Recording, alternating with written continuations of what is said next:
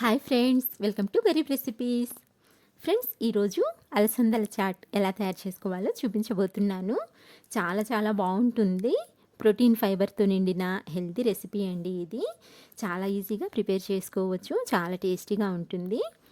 వాతావరణం చల్లగా ఉన్నప్పుడు వేడివేడిగా ఈవినింగ్ స్నాక్ లాగా చేశారంటే అస్సలు చెప్పనవసరం లేదండి, సూపర్గా ఉంటుంది.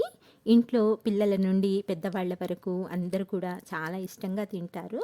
తప్పకుండా ట్రై చేయండి. ఈ టేస్టీ చాట్ని ఎలా తయారు చేసుకోవాలో ఇప్పుడైతే చూసేద్దాం. దీనికోసం ఫస్ట్ ఒక బౌల్ తీసుకొని ఇందులోకి 1 కప్పు అలసందల్ని తీసుకోండి. ఇప్పుడు ఇందులో నీళ్ళని వేసుకొని ఒక 2 సార్లు నీట్గా కడిగి తీసుకోండి. వీటిని కొన్ని చోట్ల బొబ్బర్లని కూడా అంటారండి, మా సైడ్ అయితే అలసందలు అంటారు.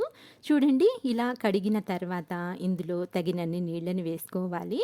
అంటే ఇవి మునిగి నీళ్లు పైకి తేలేంత వరకు వేసుకోవాలన్నమాట. ఇలా నీళ్ళని యాడ్ చేసుకొని పైన మూత పెట్టేసి వీటిని ఒక 4 గంటల వరకు నానబెట్టుకోవాలి.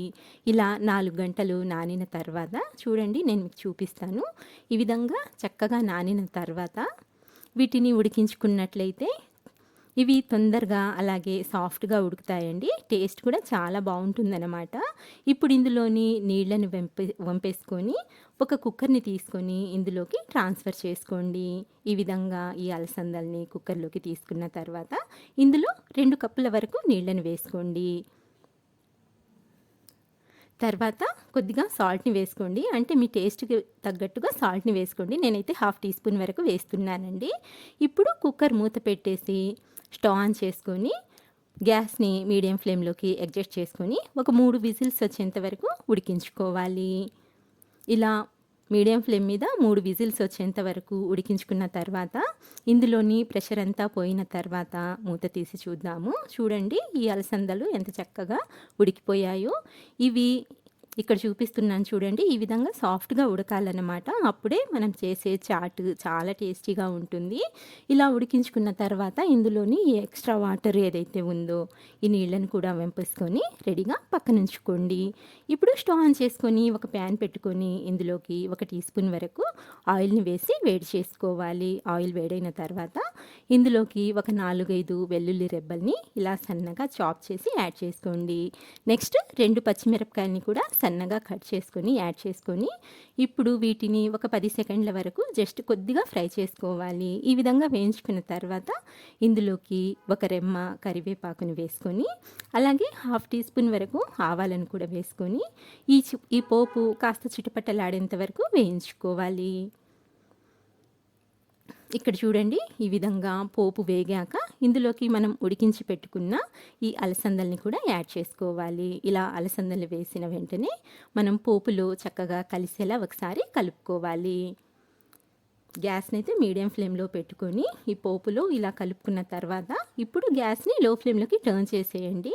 తర్వాత వచ్చేసి ఒక 1/2 కప్పు వరకు సన్నగా తరిగిన ఉల్లిపాయ ముక్కల్ని యాడ్ చేసుకోండి. అలాగే సన్నగా తరిగిన కొత్తిమీరను కూడా యాడ్ చేసుకోండి. నెక్స్ట్ 1/2 టీ స్పూన్ వరకు కారం వేసుకోండి. అలాగే 1/2 టీ స్పూన్ కంటే కొద్దిగా తక్కువగానే ధనియాల పొడిని కూడా యాడ్ చేసుకోండి. ఇప్పుడు 1/2 టీ స్పూన్ వరకు చాట్ మసాలాని వేసుకొని అలాగే కొద్దిగా సాల్ట్ని కూడా వేసుకోండి. ఇక్కడ ఆల్రెడీ మనము అలసందలు ఉడికించుకున్నప్పుడు సాల్ట్ వేసాం కాబట్టి కొంచెం చూసి వేసుకోండి ఫ్రెండ్స్. నేనైతే 1/2 టీ స్పూన్ కంటే కొద్దిగా తక్కువే వేసాను. ఇప్పుడు ఇవన్నీ బాగా కలిసేలా ఈ విధంగా చక్కగా కలుపుకోవాలి. ఇలా బాగా కలుపుకున్న తర్వాత ఫైనల్గా అరచెక్క నిమ్మరసాన్ని పిండుకోండి. ఇలా నిమ్మరసం పిండిన వెంటనే స్టవ్ ఆఫ్ చేసేయండి. అంటే ఇవి జస్ట్ కలపాలండి, ఉడికించకూడదు. ఉడికించుకున్నట్లయితే టేస్ట్ అనేది మారిపోతుంది. ఇలా మనము అంతా బాగా కలుపుకున్న తర్వాత ఇప్పుడు పక్కకు తీసుకొని సర్వ్ చేసుకున్నట్లయితే చాలా అంటే చాలా టేస్టీగా ఉంటుందండి. చూసారు కదా ఎంత సింపుల్గా ప్రిపేర్ చేసుకోవచ్చు. మీరు కూడా తప్పకుండా ట్రై చేయండి. సో ఫ్రెండ్స్, ఇది ఇవాల్టి రెసిపీ. నచ్చినట్లయితే ప్లీజ్ లైక్ చేయండి. అలాగే మంచి మంచి టేస్టీ రెసిపీస్ కోసం మా గరీబ్ రెసిపీస్ని సబ్స్క్రైబ్ చేసుకోండి. ఇంకొక మంచి వీడియోతో మంచి రెసిపీతో మళ్ళీ కలుస్తాను ఫ్రెండ్స్. అంతవరకు బాయ్ అండి. Thank you for watching.